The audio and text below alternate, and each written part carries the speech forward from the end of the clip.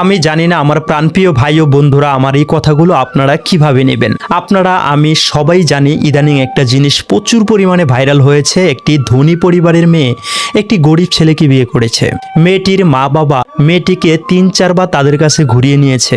মানে এই ছেলের কাছে মেয়ের মা বাবা রাখতে চায় না, ছেলেটি গরিব বলে। ছেলেটির পাশে ছেলে মেয়ের পাশে প্রবাসী দেশবাসী বেশিরভাগ মানুষ দাঁড়িয়েছে।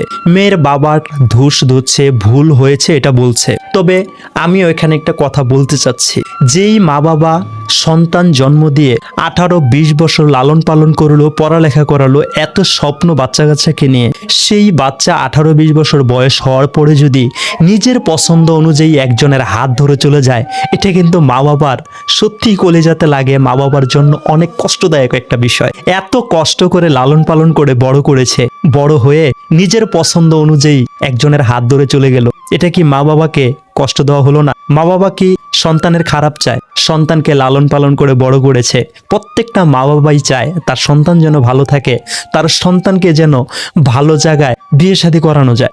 যে সন্তান মা বাবার সম্মানের দিকে রেসপেক্ট করে না, যে সন্তান মা বাবার বিপক্ষে কথা বলে, মা বাবার মান সম্মানের দিকে তাকায় না, মা বাবার ভালোবাসার দিকে তাকায় না, সে সন্তানের প্রতি কি বলবো, আসলে কোনো বলার কোনো কিছু নেই।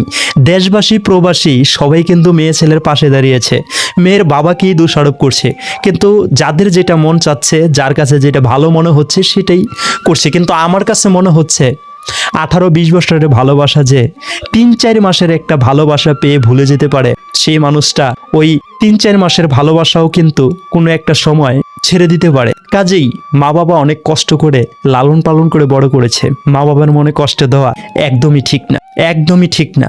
মা বাবার সন্তানের প্রতি একটা আশা থাকে, একটা স্বপ্ন থাকে। সন্তান লালন পালন করে বড় করেছে, মা বাবার কিন্তু আশা থাকতেই পারে সন্তানের প্রতি।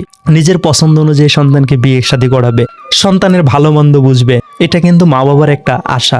আরেকটা কথা বলবো, প্রেম ভালোবাসা খারাপ কিছু না। তবে যে প্রেম ভালোবাসা করতে গিয়ে নিজের জন্মদাতা মাতা পিতাকে অসম্মান করা হয়, নিজের মা বাবার সম্মানের দিকে তাকানো হয় না, নিজের মা বাবার সম্মানকে রেসপেক্ট করা হয় না, সেই প্রেম ভালোবাসাকে অন্তত আমার দৃষ্টিকোণ থেকে আমি সাপোর্ট করি না।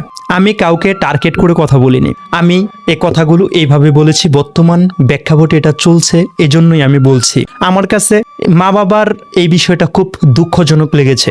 মা বাবার বিষয়টা খুব দুঃখজনক লাগার কারণে আমি আজকের এই ভিডিওটি তৈরি করেছি। তো সবাই ভালো থাকবেন, সুস্থ থাকবেন। আমি কাউকে টার্গেট করে কথা বলিনি, আমি আমার ব্যক্তিগত মত পেশ করেছি। আমার মতামতের সাথে সবার মিলতে নাও পারে, তো এটা যার যার পার্সোনালি একটা ব্যাপার।